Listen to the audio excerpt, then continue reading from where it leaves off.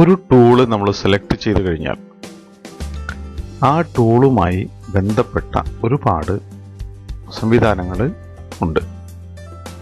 ഈ സംവിധാനങ്ങളെ പൊതുവിൽ ആ ടൂളിൻ്റെ പ്രോപ്പർട്ടീസ് എന്നാണ് പറയുക. ഓരോ ടൂളിനും അതിൻ്റേതായിട്ടുള്ള പ്രോപ്പർട്ടീസ് ഉണ്ട്. ചില ടൂളുകൾക്ക് കോമൺ ആയിട്ട് ചില പ്രോപ്പർട്ടികൾ കാണാം. എന്നാലും അവയ്ക്ക് ഓരോ ടൂളിനും പ്രത്യേകമായ ചില പ്രോപ്പർട്ടീസ് നമുക്ക് കണ്ടെത്താവുന്നതാണ്.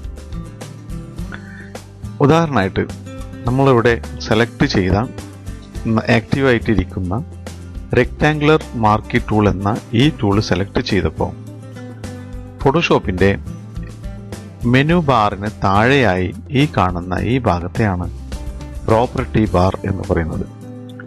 അതായത് നമ്മൾ സെലക്ട് ചെയ്യുന്ന ടൂളിനനുസരിച്ച് ഈ പ്രോപ്പർട്ടി ബാറിലും മാറ്റങ്ങൾ പ്രത്യക്ഷമാകുന്നതാണ്. ഉദാഹരണമായിട്ട് മൂവ് ടൂൾ സെലക്ട് ചെയ്തു. അപ്പോൾ അതിനനുസരിച്ച് മൂവ് ടൂളിനനുസരിച്ചിട്ട് ഇവിടുത്തെ ഈ എന്താ പറയുക പ്രോപ്പർട്ടി ബാറിലെ ഐറ്റംസ് അല്ലെങ്കിൽ അതിൻ്റെ സംവിധാനങ്ങൾ മാറിയിരിക്കുന്നതായിട്ട് കാണാൻ പറ്റും. ഇനി മാർക്കറ്റ് ടൂൾ സെലക്ട് ചെയ്തപ്പോൾ മാർക്കറ്റ് ടൂളുമായി ബന്ധപ്പെട്ട പ്രോപ്പർട്ടീസ് കാണാവുന്നതാണ്. ഇതിനെയാണ് പ്രോപ്പർട്ടി ബാർ എന്ന് പറയുന്നത്. ഈ പ്രോപ്പർട്ടി ബാറിലെ അല്പം ചില 1-2 സാങ്കേതങ്ങളെ നമുക്കിപ്പോൾ പരിചയപ്പെടാം, അല്ലെങ്കിൽ 1-2 പ്രോപ്പർട്ടികളെ നമുക്കിപ്പോൾ ഇവിടെ പരിചയപ്പെടാം. ഞാൻ നേരത്തെ പറഞ്ഞ പോലെ റെക്റ്റാങ്കിൾ മാർക്കി ടൂള് ആക്ഷനിലായിരിക്കുമ്പോൾ, ആക്ടിവേറ്റ് ആയിരിക്കുമ്പോൾ കാണുന്ന ക്രോസ് ഹെയർ ഉപയോഗിച്ചുകൊണ്ട് നമുക്ക് സെലക്ഷൻ എടുക്കാവുന്നതാണ്. ഈ സെലക്ഷൻ മുകളിൽ നിന്ന് താഴേക്ക് മാത്രമല്ല ചെയ്യാൻ പറ്റുന്നത്, എന്നാൽ താഴെ നിന്നും മുകളിലേക്കും സെലക്ഷൻ ചെയ്യാവുന്നതാണ്. അല്ലെങ്കിൽ ഏതെങ്കിലും ഒരു സൈഡിൽ നിന്ന് മറ്റൊരു സൈഡിൽ നിന്ന് ഇങ്ങനെ സെലക്ട് ചെയ്യാവുന്നതാണ്. നമുക്ക് ആവശ്യമുള്ള ഏരിയ കവർ ചെയ്ത് കഴിഞ്ഞാൽ നമുക്ക് ആ സെലക്ഷൻ മൗസ് പോയിന്റർ വിട്ടു കഴിഞ്ഞാൽ ആ സെലക്ഷൻ നമുക്ക് ലഭിക്കുന്നതാണ്. ഇപ്പോൾ നമ്മളൊരു സെലക്ഷനിലാണ് ഇരിക്കുന്നത്. ആ സെലക്ഷൻ ഏരിയ കൃത്യമായ രീതിയിൽ ഇങ്ങനെ ഉറുമ്പരിക്കുന്ന രീതിയിൽ നമുക്ക് ഇത് കാണാനാവുന്നതാണ്. ആൻഡ് മാർച്ചിങ് സെലക്ഷനാണ് ഇത്.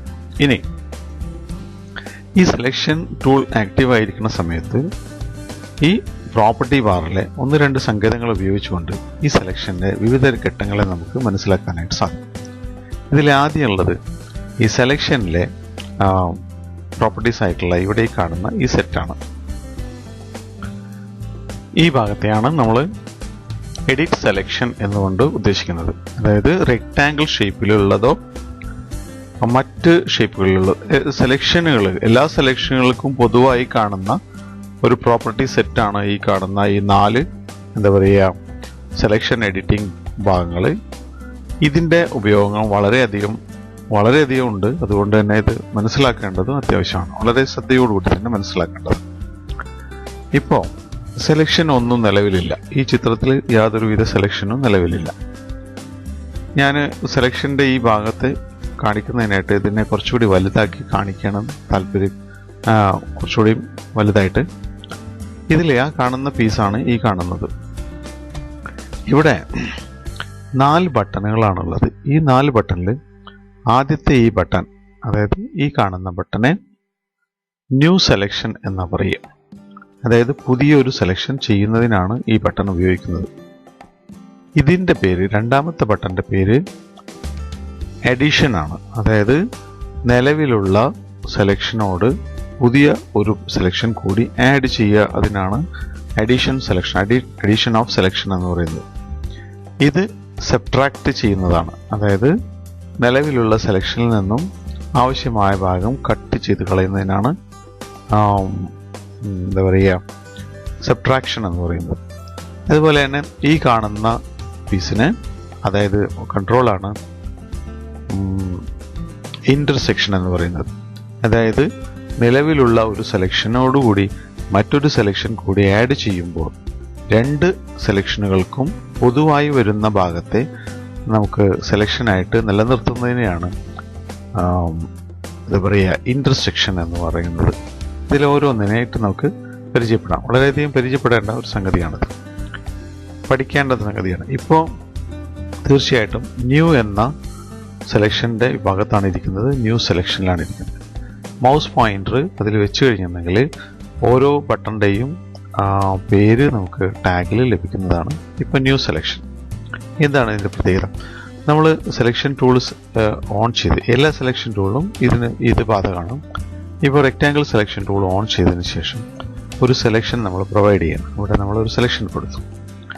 ഇനി ഈ സെലക്ഷൻ നിലനിൽക്കെ പുറത്ത് മറ്റൊരു സെലക്ഷന് ശ്രമിച്ചു കഴിഞ്ഞാൽ നിലവിലുള്ള സെലക്ഷൻ പോയി പുതിയൊരു സെലക്ഷനാണ് നമുക്ക് ലഭിക്കുന്നത്. അതായത് ഇവിടെ ഇപ്പോൾ നിലവിലുള്ള ഈ സെലക്ഷനെ നമുക്ക് ലഭിക്കുന്നതല്ല, പുതിയൊരു സെലക്ഷൻ ശ്രമിക്കുമ്പോൾ ആദ്യത്തെ സെലക്ഷൻ അപ്രത്യക്ഷമാവുന്നതായിട്ട് കാണാൻ പറ്റും. ഇനി മറ്റൊരു സംഗതി, ന്യൂ സെലക്ഷനിൽ മൗസ് പോയിന്റർ ഇരിക്കെ അല്ലെങ്കിൽ ന്യൂ സെലക്ഷനിൽ ആക്ടിവേറ്റ് ചെയ്തിരിക്കുന്ന അവസ്ഥയിൽ സെലക്ഷൻ്റെ അകത്ത് മൗസ് പോയിന്റർ കൊണ്ടുവന്നുകൊണ്ട് സെലക്ഷനെ ആവശ്യമായ ഇടത്തേക്ക് മാറ്റി സ്ഥാപിക്കാനായിട്ട് സാധിക്കും. കണ്ടോ? അതുപോലെ നമുക്ക് മാറ്റി സ്ഥാപിച്ചുകൊണ്ട് സെലക്ഷനെ അകത്ത് മാറ്റി സ്ഥാപിക്കാനായിട്ട് സാധിക്കും. ന്യൂ സെലക്ഷനിൽ ഇരിക്കുമ്പോഴാണ് ഈ സംഗതി നമുക്ക് സാധ്യമാവുന്നത്. അപ്പോൾ ന്യൂ സെലക്ഷനിൽ ഇരിക്കുമ്പോൾ ഒരു സെലക്ഷൻ നിലവിലുള്ളപ്പോൾ പുറത്താണെന്നുണ്ടെങ്കിൽ ആദ്യത്തെ സെലക്ഷൻ പോയി പുതിയ സെലക്ഷൻ വരും. രണ്ടാമത്തത് അകത്താണെങ്കിൽ, അതായത് സെലക്ഷൻ അകത്താണ് നമ്മൾ ഡ്രാഗ് ചെയ്യാൻ ശ്രമിക്കുന്നതെങ്കിൽ തീർച്ചയായിട്ടും ആ സെലക്ഷൻ പാർട്ടിനെ മറ്റൊരിടത്തേക്ക് വിദഗ്ധമായി മൂവ് ചെയ്ത് വെക്കാനായിട്ട് സാധിക്കും, മാറ്റി സ്ഥാപിക്കാനായിട്ട് സാധിക്കും. നന്നായി ശ്രമിച്ചു നോക്കുക. All the best.